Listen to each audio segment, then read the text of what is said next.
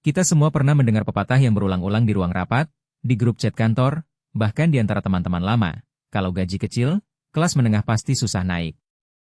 Kalimat itu terdengar logis pada permukaan, seolah-olah penghasilan semata menjadi satu-satunya penentu status ekonomi. Namun, seberapa sering kita berhenti sejenak dan menanyakan pada diri sendiri, mengapa ada orang yang gajinya tidak jauh lebih tinggi, namun tetap mampu menabung, berinvestasi, bahkan membeli rumah impian, sementara ada pula yang gajinya melambung tinggi namun selalu terjebak dalam lingkaran hutang? Jawaban atas pertanyaan itu tidak terletak pada angka gaji, melainkan pada pola pikir, kebiasaan, dan keputusan finansial yang terbentuk dari kebiasaan harian. Disinilah letak 5 kesalahan yang secara diam-diam menahan kelas menengah dari melaju lebih cepat. Jika Anda mengenali satu atau lebih dari kesalahan itu, maka video ini akan memberi Anda peta jalan yang jelas untuk keluar dari perangkap tersebut. Sebelum masuk ke inti, mari kita rangkum dulu apa yang sebenarnya dimaksud dengan kelas menengah. Secara umum, kelas menengah adalah kelompok profesional yang memiliki pendapatan di atas rata-rata nasional, memiliki pekerjaan tetap, dan mengakses layanan pendidikan serta kesehatan yang layak. Namun, status itu tidak otomatis menjamin keamanan finansial. Banyak yang terjebak dalam kesejahteraan semu, tampak nyaman, tapi bila dilihat lebih dalam, neraca keuangan mereka berwarna merah. Mengapa? Karena selain pendapatan, ada 3 pilar utama yang menentukan kesehatan keuangan: pengelolaan uang, pola konsumsi, dan strategi pertumbuhan aset. Jika satu pilar lemah, seluruh struktur menjadi rapuh. Beranjak akar permasalahan, saya menemukan bahwa kebanyakan orang kelas menengah masih terjebak dalam pola lama yang diwariskan dari generasi sebelumnya. Pola itu meliputi menganggap gaji sebagai uang yang harus habis dipakai, menunda menabung karena nanti ada uang lebih, serta menilai keberhasilan finansial hanya dari kepemilikan barang. Pola-polanya tampak sepele, namun bila dijadikan kebiasaan, mereka menjadi beban yang menahan laju pertumbuhan. Dari observasi tersebut, saya mengidentifikasi 5 kesalahan yang paling sering muncul. Kesalahan pertama adalah menganggap gaji sebagai uang yang bebas dipakai. Bayangkan sebuah garis kontinu yang mengalir dari sumber ke ujungnya tanpa hambatan. Pada awalnya, aliran itu lepas, tidak ada penghalang, sehingga uang langsung mengalir ke pengeluaran harian, hiburan, atau makan di luar. Visualisasi ini menggambarkan betapa mudahnya uang mengalir begitu masuk rekening, tanpa ada penyaring yang menahan sebagian untuk tujuan jangka panjang. Akibatnya, tidak ada dana yang tersisa untuk menabung atau berinvestasi. Solusi praktisnya adalah membuat penyaring pertama berupa alokasi otomatis ke rekening tabungan atau investasi pada hari yang sama ketika gaji masuk. Dengan mengatur transfer otomatis, Anda secara psikologis memaksa diri untuk menahan sebagian uang sebelum ia sempat mengalir ke pengeluaran rutin. Langkah ini sebaiknya diterapkan segera setelah menerima gaji, karena kebiasaan menunda transfer biasanya berujung pada lupa atau keinginan menghabiskan seluruh uang. Kesalahan kedua berkaitan dengan gaya hidup inflasi. Disinilah visual garis berkelok-kelok muncul. Setiap kali Anda menambah pengeluaran untuk barang atau layanan yang lebih mahal, garis aliran uang menjadi semakin berliku, mengurangi kecepatan aliran dana ke tujuan akhir. Contohnya, ketika promosi jabatan datang, banyak yang langsung meningkatkan standar hidup, pindah ke apartemen lebih besar, membeli mobil baru, atau menghabiskan lebih banyak untuk liburan mewah. Tanpa menyesuaikan proporsi pendapatan, aliran uang menjadi terhambat, dan Anda akan menemukan diri berada di posisi yang sama atau bahkan lebih buruk. Cara menghindari jebakan ini adalah dengan mengadopsi prinsip gaji tetap, gaya hidup naik secara bertahap. Praktiknya, setiap kali ada kenaikan pendapatan, alokasikan setidaknya separuhnya untuk peningkatan aset atau tabungan, bukan hanya konsumsi.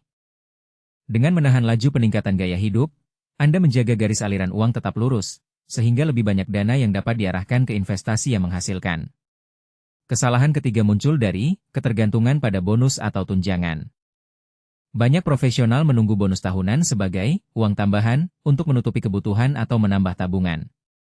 Visualisasi yang cocok di sini adalah garis aliran uang yang memiliki celah besar pada akhir tahun, seolah-olah menunggu air tambahan untuk mengisi kembali. Ketika bonus tidak datang atau lebih kecil dari yang diharapkan, seluruh rencana keuangan menjadi tidak stabil. Solusi yang dapat diterapkan adalah dengan menganggap bonus sebagai uang ekstra yang tidak mengubah pola dasar pengelolaan uang. Artinya, alokasi utama tetap berlandaskan gaji pokok, dan bonus hanya dipakai untuk mempercepat pelunasan hutang, menambah investasi, atau menyiapkan dana darurat. Dengan memisahkan bonus dari anggaran rutin, Anda mengurangi risiko tergantung pada sumber yang tidak pasti. Kesalahan keempat berhubungan dengan kurangnya diversifikasi sumber pendapatan. Visual garis yang satu ini menggambarkan aliran uang yang hanya mengalir melalui satu pipa. Jika pipa itu tersumbat, aliran berhenti total. Mengandalkan satu sumber pendapatan, meski stabil, tetap berisiko bila terjadi pemutusan kerja, restrukturisasi perusahaan, atau penurunan performa. Untuk menghindari hal ini, mulailah membangun aliran pendapatan sekunder, misalnya melalui freelance, investasi properti, atau bisnis sampingan.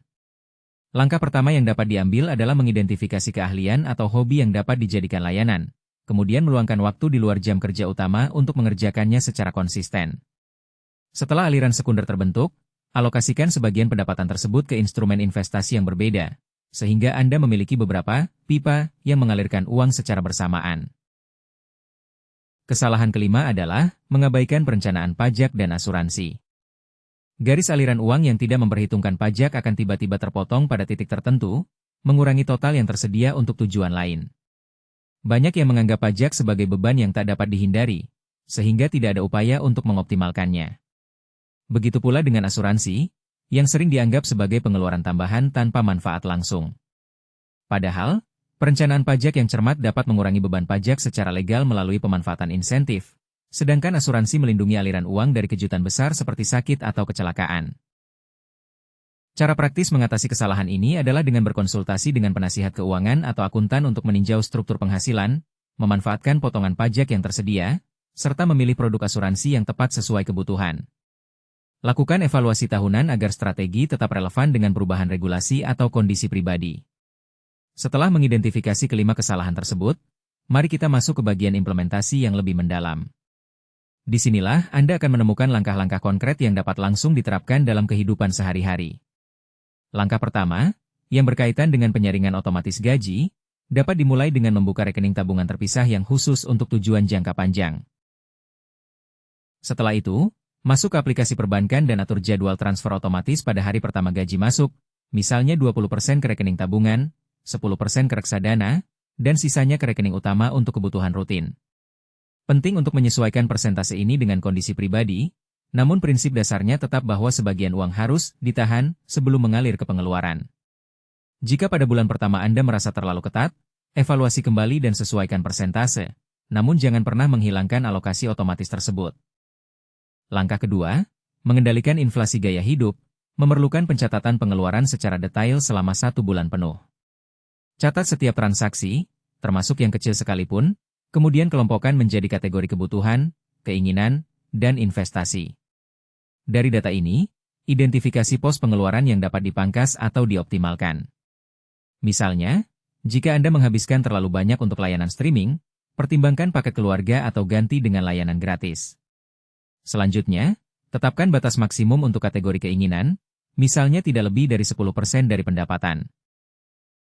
Setiap kali ada keinginan untuk meningkatkan gaya hidup, lakukan evaluasi. Apakah peningkatan tersebut sebanding dengan nilai jangka panjang atau hanya bersifat sementara? Dengan menahan laju peningkatan gaya hidup, Anda menjaga aliran uang tetap kuat. Langkah ketiga, memisahkan bonus dari anggaran rutin, dapat dilakukan dengan membuat rekening bonus terpisah. Ketika bonus masuk, alokasikan secara proporsional. Sebagian untuk melunasi hutang yang berbunga tinggi, sebagian untuk menambah investasi, dan sisanya untuk dana darurat. Hindari godaan menggunakannya untuk liburan atau pembelian barang mewah, kecuali memang sudah ada rencana yang terstruktur. Jika bonus tidak datang, Anda tetap memiliki rencana keuangan yang tidak terguncang, karena semua alokasi utama sudah didasarkan pada gaji pokok. Langkah keempat, membangun aliran pendapatan sekunder, dimulai dengan menilai keahlian yang dapat dijual. Misalnya, jika Anda mahir dalam desain grafis, mulailah menawarkan jasa freelance pada platform online, alokasikan 1 hingga 2 jam setiap akhir pekan untuk mengerjakan proyek kecil.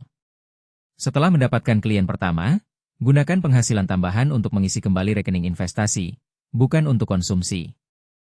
Seiring waktu, tingkatkan jam kerja atau diversifikasi ke bidang lain, misalnya menulis artikel atau mengajar kursus online. Kunci di sini adalah konsistensi. Aliran sekunder tidak perlu besar pada awalnya, namun harus terus mengalir sehingga memberikan efek kumulatif yang signifikan. Langkah kelima, mengoptimalkan pajak dan asuransi, memerlukan pengetahuan dasar tentang regulasi perpajakan yang berlaku. Mulailah dengan mengumpulkan semua bukti potong, slip gaji, dan dokumen investasi. Selanjutnya, identifikasi potensi pengurangan pajak, seperti kontribusi pada dana pensiun, asuransi kesehatan, atau sumbangan amal yang dapat mengurangi penghasilan kena pajak. Jika belum memiliki asuransi kesehatan atau jiwa, lakukan perbandingan produk dan pilih yang memberikan perlindungan memadai dengan premi yang terjangkau. Setelah memilih, pastikan premi dibayarkan secara otomatis bersama gaji, sehingga tidak terlewat. Evaluasi kembali setidaknya setahun sekali untuk menyesuaikan dengan perubahan pendapatan atau kebutuhan keluarga. Setelah semua langkah di atas dijalankan, penting untuk memantau hasilnya secara berkala. Metode evaluasi yang sederhana namun efektif adalah dengan melakukan review keuangan bulanan. Pada akhir setiap bulan, bandingkan realisasi pendapatan, pengeluaran, tabungan, dan investasi dengan target yang telah ditetapkan. Jika terdapat selisih signifikan, selidiki penyebabnya. Apakah ada pengeluaran tak terduga, ataukah alokasi otomatis belum berjalan? Catat temuan tersebut dan buat penyesuaian pada bulan berikutnya. Selain itu, gunakan indikator rasio tabungan, persentase pendapatan yang berhasil disimpan sebagai tolok ukur utama. Idealnya, rasio ini harus meningkat seiring waktu. Jika stagnan atau menurun, berarti ada kebocoran yang perlu diidentifikasi. Tidak ada strategi yang bebas risiko. Setiap langkah memiliki potensi tantangan. Misalnya, penyaringan otomatis dapat menimbulkan rasa frustrasi pada awalnya karena terasa kurang uang di rekening utama. Untuk mengatasi hal ini, bersikap realistis dalam menentukan persentase alokasi, dan beri diri waktu beberapa bulan untuk menyesuaikan. Pada peningkatan gaya hidup, godaan sosial atau tekanan lingkungan dapat memicu kembali kebiasaan lama. Kuncinya adalah memiliki komitmen pribadi dan dukungan dari orang terdekat yang mengerti tujuan Anda. Dalam membangun pendapatan sekunder, risiko kegagalan proyek atau klien yang tidak membayar dapat muncul. Pastikan Anda menandatangani kontrak sederhana dan meminta pembayaran di muka atau sistem escrow untuk melindungi diri. Sedangkan pada perencanaan pajak, perubahan regulasi dapat mengubah manfaat yang sebelumnya tersedia. Karena itu, selalu perbarui pengetahuan atau konsultasikan dengan profesional secara periodik. Setelah menelusuri semua aspek tersebut, mari kita rangkum kembali inti pembelajaran yang dapat Anda bawa pulang. Pertama, gaji kecil bukanlah penghalang utama. Yang menahan adalah kebiasaan menghabiskan seluruh pendapatan tanpa penyaringan. Kedua, gaya hidup yang naik terlalu cepat memotong aliran dana ke tujuan jangka panjang. Ketiga, mengandalkan bonus sebagai penopang utama menimbulkan ketidakstabilan ketika bonus tidak datang. Keempat, ketergantungan pada satu sumber pendapatan meningkatkan kerentanan terhadap perubahan pasar kerja. Kelima, mengabaikan perencanaan pajak dan asuransi mengurangi daya beli dan melindungi diri dari kejutan finansial. Dengan mengidentifikasi kesalahan-kesalahan ini, Anda sudah berada selangkah lebih maju. Sekarang giliran Anda untuk bertindak. Mulailah dengan satu langkah sederhana, atur transfer otomatis pada hari pertama gaji masuk.